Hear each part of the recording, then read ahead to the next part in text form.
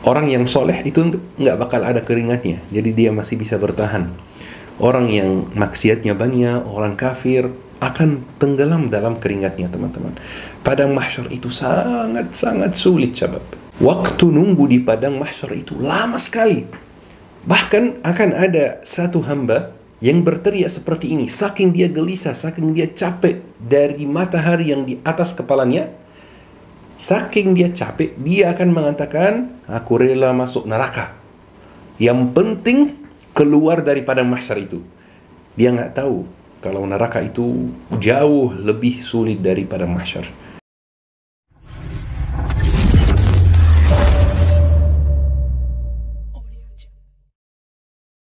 Syabab, ketika ana sedang menyiapkan materi kajian hari ini, ana nangis berkali-kali. Karena materi kajian hari ini tentang hari kiamat.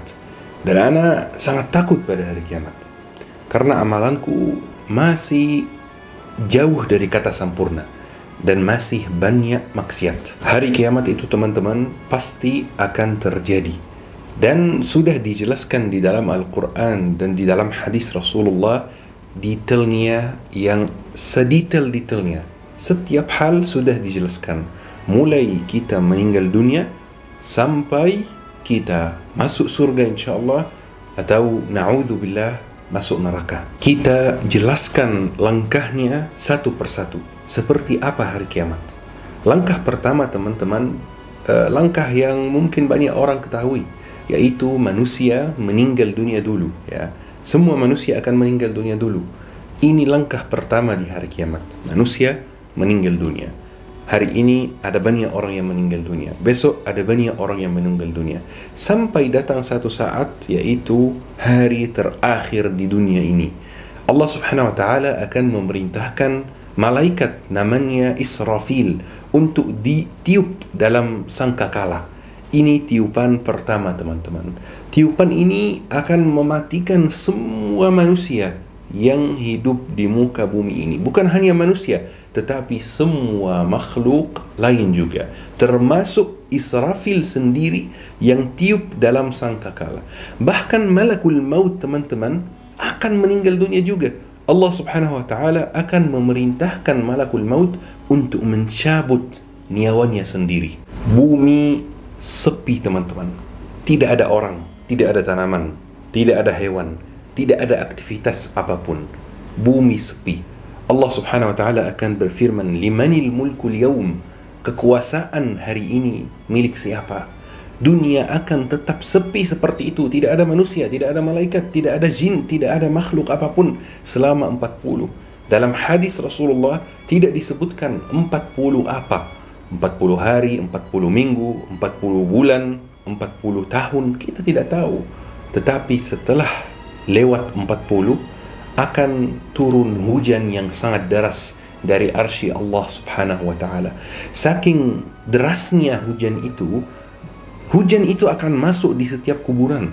Mulai kuburan piramida, ya, mulai kuburan Fir'aun, yaitu piramida. Piramida itu sebenarnya kuburan untuk Fir'aun.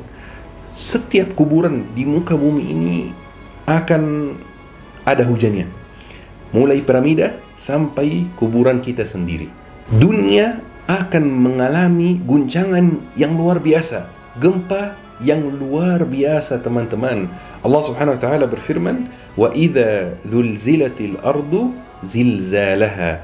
Ada yang tahu arti dari ayat ini? Apabila bumi diguncangkan dengan guncangan yang dahsyat, wa akhrajatil ardu athqalaha, dan bumi telah mengeluarkan beban-beban beratnya. Apa itu beban-beban berat bumi? Beban berat bumi adalah kita sendiri. Kita yang dikuburkan di bawah bumi, di bawah tanah. Bumi akan mengeluarkan beban beratnya. Dan Allah subhanahu wa ta'ala akan menghidupkan malaikat Israfil lagi untuk tiup untuk kedua kalinya di sangkakala, sehingga semua manusia bangkit lagi. Semua manusia yang hidup sejak Nabi Adam sampai hari ini akan bangkit lagi, teman-teman. Kita akan bangkit lagi setelah kita meninggal dunia. Kita bangkit tidak tahu sudah berapa lama kita meninggal dunia. Mungkin 5 tahun, mungkin 10 tahun, mungkin 50 tahun, Mungkin ratusan tahun kita tidak tahu kapan hari kiamat itu. Betul kan teman-teman? Kita akan bangun dalam keadaan telanjang, dalam keadaan tidak beralas kaki. Semua orang yang bangun, semua orang yang bangkit itu gelisah, takut, khawatir. Mereka tidak tahu apa yang lagi terjadi. Mereka tidak tahu destinasi berikutnya kemana. Mereka tidak tahu akan dibawa kemana. Bahkan kita setelah bangkit lagi, kita akan melihat kanan dan kiri, dan kita akan melihat, oh, ini ibu saya, ini ayah saya, ini anak saya, sudah lama saya tidak ketemu, ini istri saya, ini suami saya. Tapi saking gelisahnya kita tidak akan menyapa mereka, karena kita akan sibuk mengurus diri masing-masing. Bahkan disebutkan dalam Al-Quran, teman-teman, bahwa kalau ada ibu yang meninggal dunia bersama bayinya yang masih disusui, mereka akan bangkit bersama dulu. Dan setelah mereka bangkit, bayi itu akan menangis, teman-teman, karena kelaparan. Walaupun itu ibunya akan meninggalkan dia, mengurus dirinya sendiri dulu.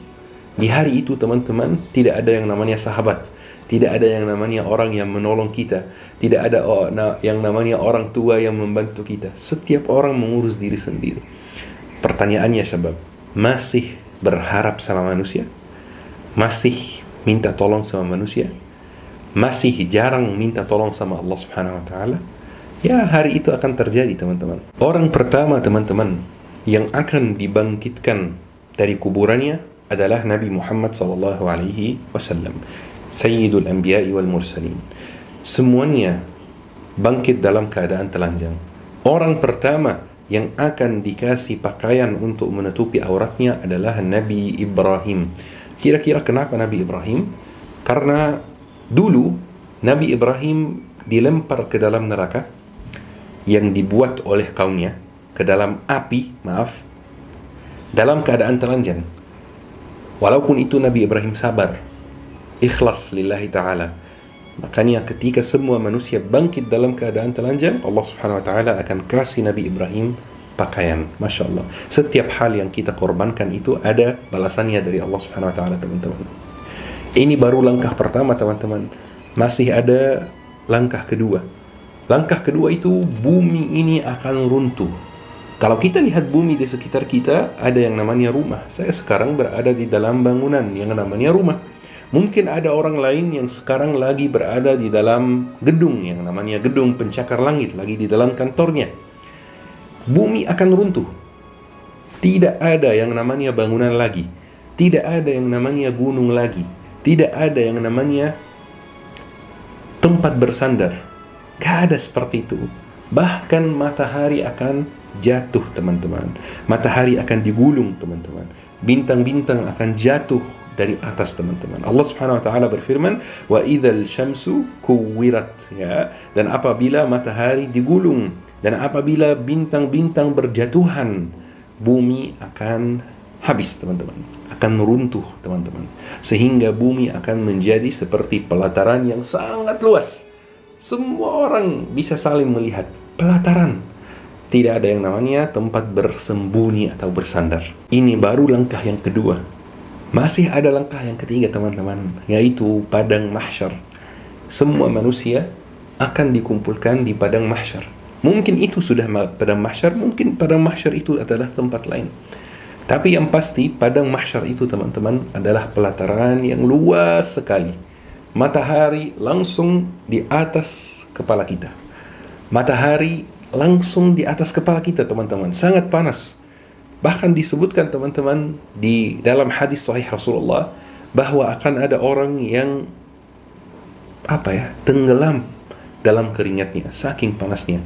Ya, orang yang soleh itu nggak bakal ada keringatnya, jadi dia masih bisa bertahan. Orang yang maksiatnya banyak, orang kafir, akan tenggelam dalam keringatnya, teman-teman. Padang mahsyar itu sangat-sangat sulit, sahabat. Waktu nunggu di padang mahsyar itu lama sekali.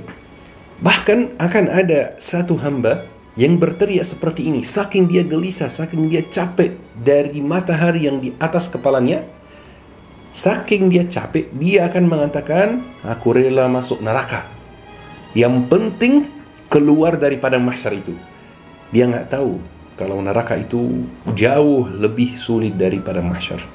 Di padang mahsyar itu teman-teman, kita sebagai hamba Allah yang lemah, kita sebagai hamba Allah yang banyak maksiatnya, kita hanya ada dua cara, dua solusi agar kita selamat dari panasnya padang mahsyar. Dua solusi. Teman-teman catat dua solusi ini dan tentukan mau pakai solusi yang mana. Soalnya kalau antum sudah pilih salah satu solusi, antum harus siapkan diri dari sekarang. Dua solusi agar selamat dari padang mahsyar, teman-teman. Solusi yang pertama, termasuk 7 golongan orang yang akan dinaungi oleh Allah Subhanahu wa taala. Teman-teman kalau masuk bandara, di setiap bandara internasional ada yang namanya ruangan VIP. Ruangan VIP itu tidak ada kaitannya dengan business class, ya. Ruangan VIP itu atau salat kibaruz zuwar, nanti kalau teman-teman umrah pasti lihat seperti itu di bandara. Itu ruangan yang hanya dibuka untuk orang penting, untuk pejabat, untuk presiden, untuk raja, untuk menteri-menteri dan lain-lain. Itu nggak bisa dibeli, nggak bisa bayar misalnya supaya ruangan ini dibuka, ya. Di padang mahsyar ada ruangan seperti ini, ruangan VIP yang nggak ada panasnya, yang ber-AC, tidak kena panas matahari di padang mahsyar kalau masuk ke ruangan VIP ini. Ruangan VIP buat siapa? Buat 7 golongan orang. Kita bisa termasuk salah satunya kalau kita semangat, kalau kita mulai siapkan diri dari sekarang. 7 golongan. Siapa 7 golongan itu? Yang pertama, rajulun ta'allaqa qalbuhu bil masajid. Orang yang hatinya terikat dengan masjid, selalu ingin ke masjid, selalu suka ke masjid. Kalau misalnya keluar hari ini dari salat zuhur, dia nunggu kapan salat asar supaya dia bisa ke masjid lagi. Yang kedua, syabun nasha'a fi ta'atillah. Ya, orang pemuda, anak kecil yang tumbuh dalam ketaatan Allah Subhanahu wa taala. Dia dari kecil diajarkan Al-Qur'an oleh orang tuanya. Makanya para orang tua yang lagi menonton kajian ini, hadiah terbaik yang antum bisa berikan kepada anakmu adalah mengajarkan dia sejak kecil agar taat kepada Allah. Kalau ingin anakmu selamat di akhirat, ya solusinya itu. Ajarkan dia dari kecil untuk taat kepada Allah Subhanahu wa taala. Ajarkan dia dari kecil untuk salat tepat waktu. Ajarkan dia dari kecil untuk baca Al-Qur'an. Ini yang kedua, teman-teman, syabun nasha'a fi ta'atillah. Yang ketiga, warajulani tahabba fillah ijtama'a alaihi wa tafarraqa alaihi. 2 orang yang berkumpul karena Allah dan berpisah karena Allah, saling mencintai karena Allah Subhanahu wa taala. Tidak ada kepentingan duniawi apapun. Yang keempat, teman-teman, rajulun tasaddaqa bi sadaqatin fa anfaqaha fala ta'lamu yaminuhu madza anfaqat shimaluhu. Orang yang sering sekali bersedekah, saking seringnya dia bersedekah, tangan kirinya tidak tahu tangan kanannya infak berapa. Itu gambaran, teman-teman, yang memberi kita apa? Memberi kita gambaran bahwa dia sering bersedekah. Sampai kalau dia bersedekah pakai tangan kanan, tangan kiri tidak tahu dia sedekah berapa. Jadi dia keluarin uang dari sakunya, langsung kasih. Dia tidak lihat berapa uang yang dia kasih. Masya Allah. Ini golongan yang keempat, teman-teman. Golongan yang kelima, rajulun da'athu imra'atun dhata malin wa jamal faqala inni akhafullah. Seorang pria yang diajak berzina oleh wanita yang banyak uangnya, yang sangat cantik, tetapi dia mengatakan inni akhafullah, saya takut kepada Allah Subhanahu wa taala. Golongan yang keenam, teman-teman, adalah imamun adil, pemimpin yang adil. Pemimpin yang adil bisa dalam konteks negara dan bisa juga dalam konteks rumah tangga. Pemimpin yang adil terhadap rumah tangganya, terhadap istrinya, terhadap anaknya. Kemudian golongan yang ketujuh, teman-teman, warajulun dzakarallahu khalian fafadat 'aina. Dan orang yang mengingat Allah dalam keadaan sepi, maka dia meneteskan air mata.